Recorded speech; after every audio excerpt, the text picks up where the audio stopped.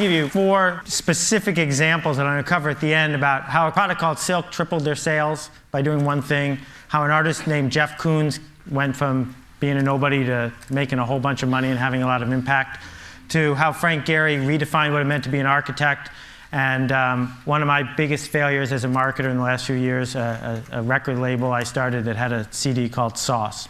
But before I can do that, I got to tell you about sliced bread and a guy named Otto Rohwedder.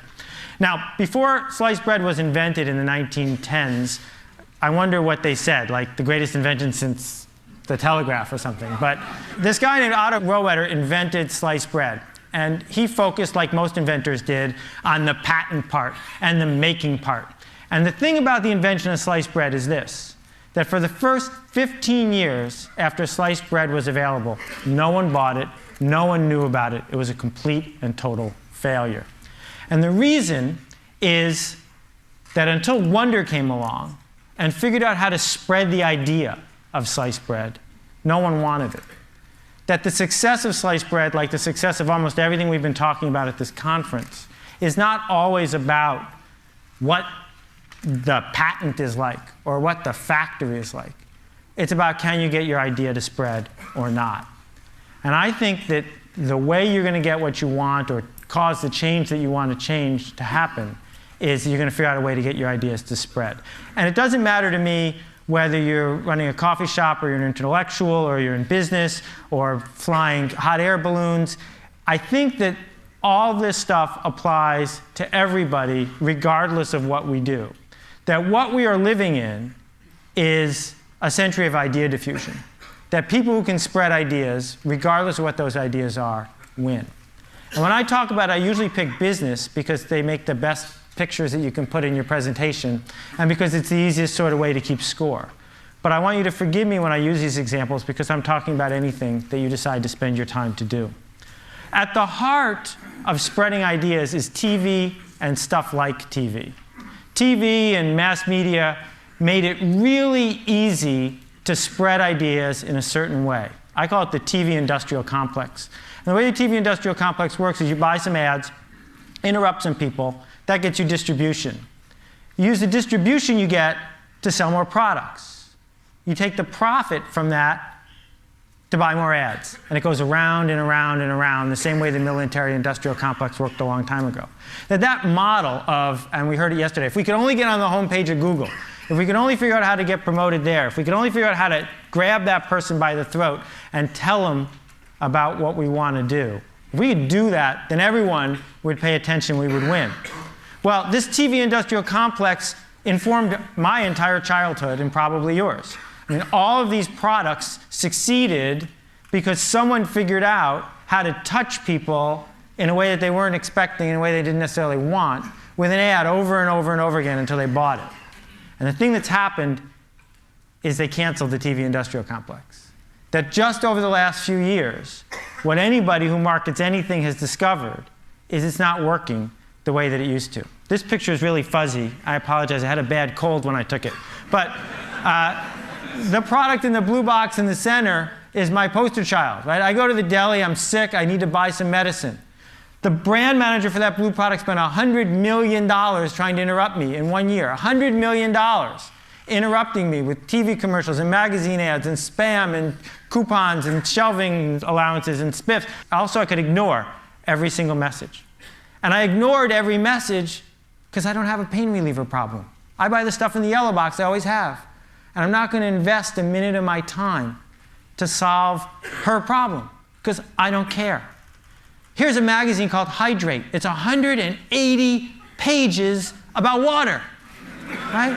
Articles about water, ads about water. Imagine what the world was like 40 years ago when it was the Saturday Evening Post and Time and Newsweek. Now there are magazines about water. New product from Coke Japan, water salad.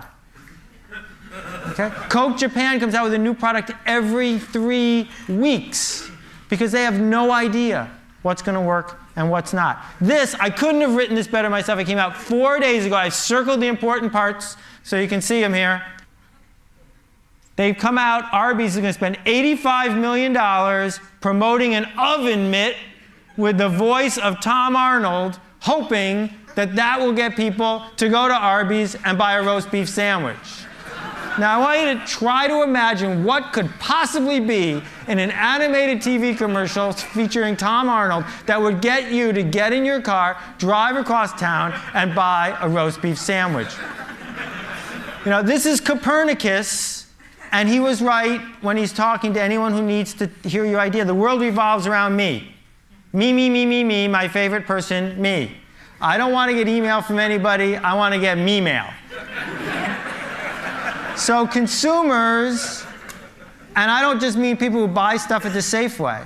I mean people at the Defense Department who might buy something, or people at, you know, the New Yorker who might print your article. Consumers don't care about you at all. They just don't care. Part of the reason is they got way more choices than they used to and way less time. And in a world where we have too many choices and too little time, the obvious thing to do is just ignore stuff.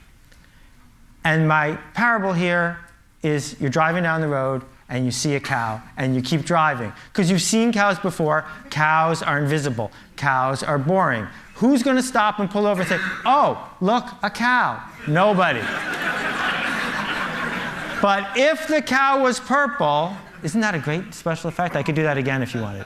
If the cow was purple, you'd notice it for a while. I mean, if all cows are purple, then you get bored with those too. The thing that's going to decide what gets talked about, what gets done, what gets changed, what gets purchased, what gets built is it remarkable? And remarkable is a really cool word because we think it just means neat. But it also means worth making a remark about. And that is the essence of where idea diffusion is going. That two of the hottest cars in the United States is a $55,000 giant car, big enough to hold a Mini in its trunk. People are paying full price for both, and the only thing they have in common is that they don't have anything in common. Every week, the #1 best-selling DVD in America changes.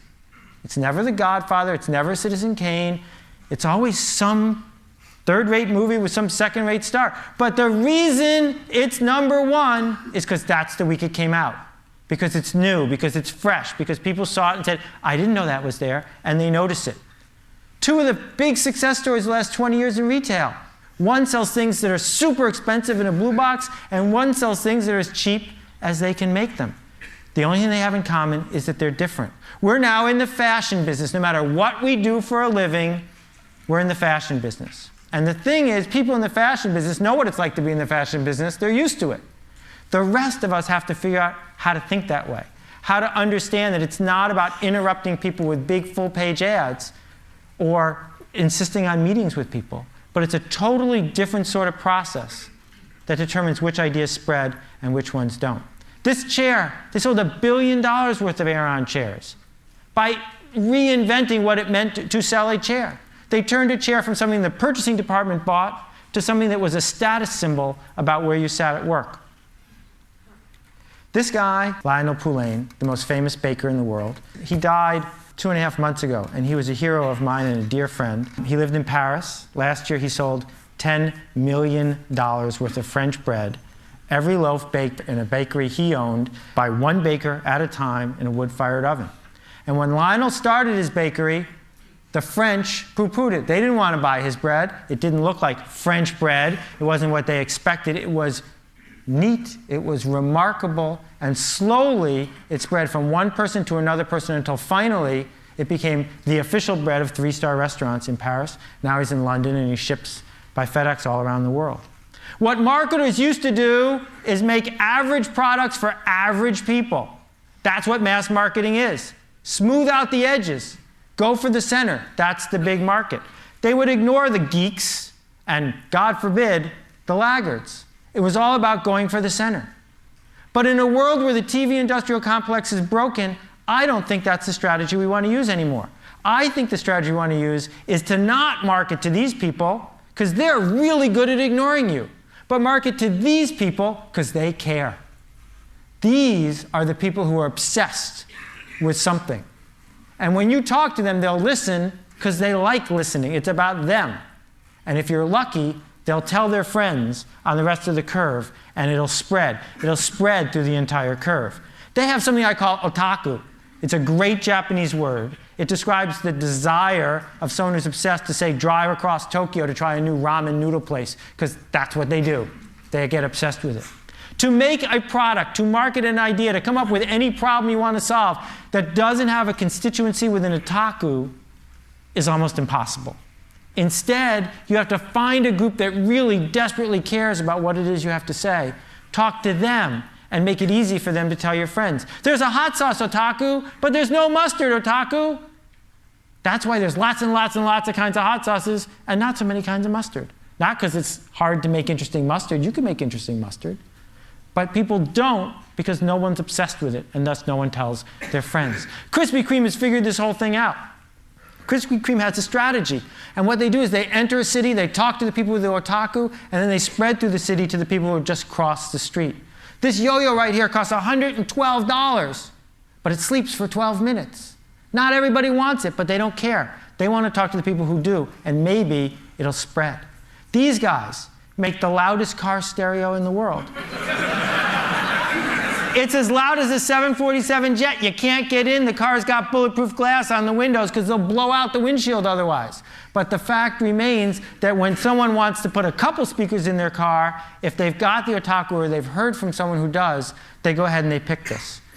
It's really simple. You sell to people who are listening, and maybe, just maybe, those people tell their friends. So when Steve Jobs talks to 50,000 people at his keynote, right, who are all tuned in from 130 countries watching his 2-hour commercial, that's the only thing keeping his company in business, is that those 50,000 people care desperately enough to watch a 2-hour commercial and then tell their friends. Pearl Jam, 96 albums released in the last 2 years. Everyone made a profit.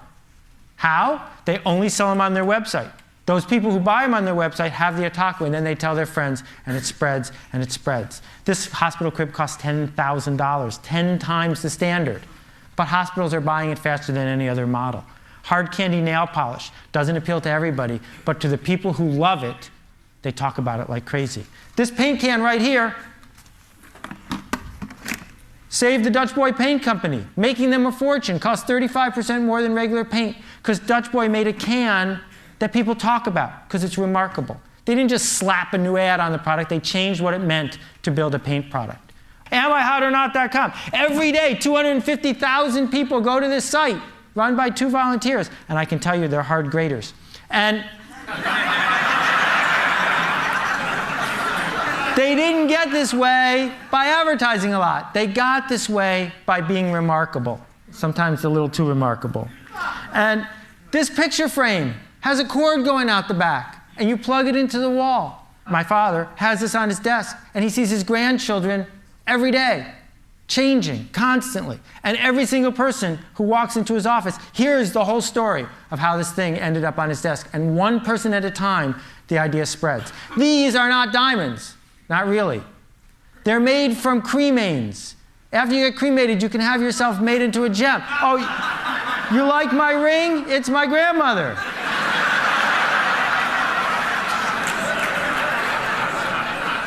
Fastest growing business in the whole mortuary industry. But you don't have to be Ozzy Osbourne. You don't have to be super outrageous to do this. What you have to do is figure out what people really want and give it to them. A couple quick rules to wrap up. The first one is design is free when you get to scale. And the people who come up with stuff that's remarkable more often than not figure out how to put design to work for them. Number 2, the riskiest thing you can do now is be safe. Procter & Gamble knows this. Right? The whole model of being Procter & Gamble was always about average products for average people. That's risky. The safe thing to do now is to be at the fringes, be remarkable. And being very good is one of the worst things you can possibly do. Very good is boring. Very good is average. It doesn't matter whether you're making a record album or you're an architect or you have a tract on sociology. If it's very good, it's not going to work because no one's going to notice it. So, my 3 stories. Silk put a product that does not need to be in the refrigerated section next to the milk in the refrigerated section. Sales tripled. Why? Milk, milk, milk, milk, milk, not milk. Right? For the people who were there and looking at that section, it was remarkable. They didn't triple their sales with advertising. They tripled it by doing something remarkable. That is a remarkable piece of art. You don't have to like it, but a 40-foot tall dog made out of bushes in the middle of New York City is remarkable. Frank Gehry didn't just change a museum, he changed an entire city's economy by designing one building that people from all over the world went to see. Now, at countless meetings, at the Portland City Council or who knows where, they say, we need an architect. Can we get Frank Gehry? Right? Because he did something that was at the fringes. And my big failure, I came out with an entire, a record album, and hopefully a whole bunch of record albums in SACD format, this remarkable new format. And I marketed it straight to people with $20,000 stereos. People with $20,000 stereos don't like new music. So what you need to do is figure out who does care. Who is going to raise their hand and say, I want to hear what you're doing next, and sell something to them. The last example I want to give you, this is a map of Soap Lake, Washington. As you can see, if that's nowhere, it's in the middle of it.